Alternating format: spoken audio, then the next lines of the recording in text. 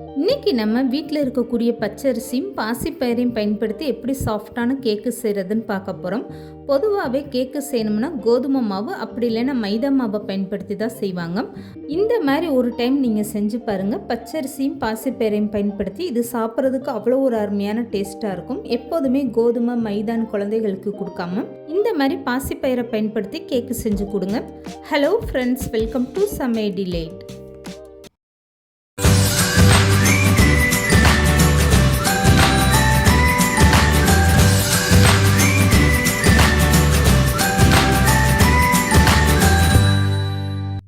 இப்போ இந்த கேக்கு செய்கிறதுக்காக இந்த மாதிரி சின்ன கிளாஸில் 1 கிளாஸ் அளவுக்கு பச்சரிசி அளந்து எடுத்துக்கோங்க. இதை ஒரு அகலமான பாத்திரத்தில் சேர்த்துக்கோங்க.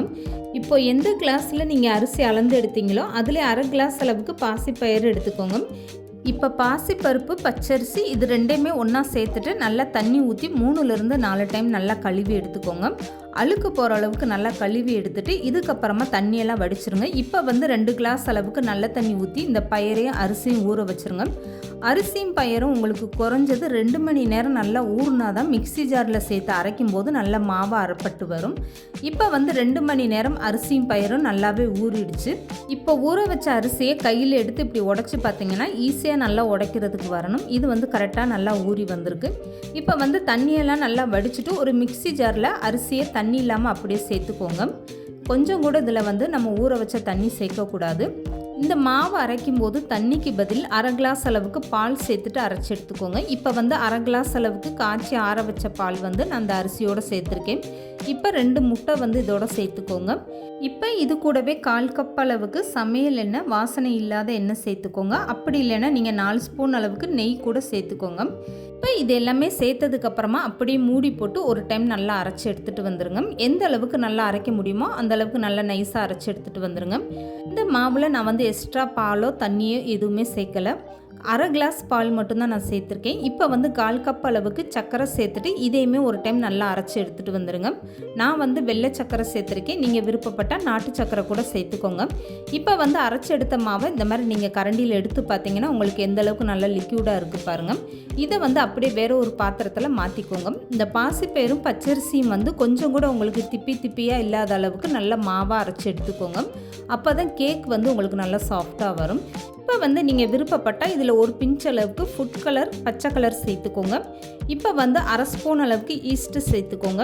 இப்போ இது கூடவே 1 ஸ்பூன் அளவுக்கு வெண்ணிலா எசன்ஸ் சேர்த்துக்கோங்க. இது சேர்க்குறதுனால முட்டை வாடை இல்லாமல் உங்களுக்கு கேக் நல்ல வாசனையாக டேஸ்ட்டாக ரொம்பவே சூப்பராக இருக்கும். வெண்ணிலா எசன்ஸ் சேர்க்க உங்களுக்கு விருப்பம் இல்லைன்னா அரிசி பயிரெலாம் சேர்த்து அரைக்கும் போது அதோட 2 ஏலக்காவும் சேர்த்து நல்லா நைஸாக அரைச்சி எடுத்துக்கோங்க. இப்போ இது எல்லாமே சேர்த்துட்டு ஒரு டைம் ஸ்பூன் வச்சு இந்த மாதிரி ஒரே பக்கமாக இந்த மாதிரி நல்லா கலந்து கொடுத்துருங்க. இப்போ இது கூடவே 4 ஸ்பூன் அளவுக்கு ரவை சேர்த்துக்கோங்க. பொடியான ரவையாக சேர்த்துக்கோங்க. பெரிய ரவையாக இருந்தால் நீங்கள் அரிசி மாவு அரைக்கும் போதே அதோடு சேர்த்துட்டு லாஸ்ட்டாக ஒரு டைம் நல்லா மிக்சி ஜாரை சுத்த விட்டு எடுத்திங்கன்னா போதும். இப்போ ரவையும் சேர்த்துட்டு இந்த மாதிரி நல்லா ஒரு டைம் கலந்து கொடுத்துருங்க. இந்த மாதிரி ஒரே பக்கமாக தான் நீங்கள் கலந்து கொடுக்கணும். அப்போ தான் கேக் உங்களுக்கு நல்லா சாஃப்டாக வரும்.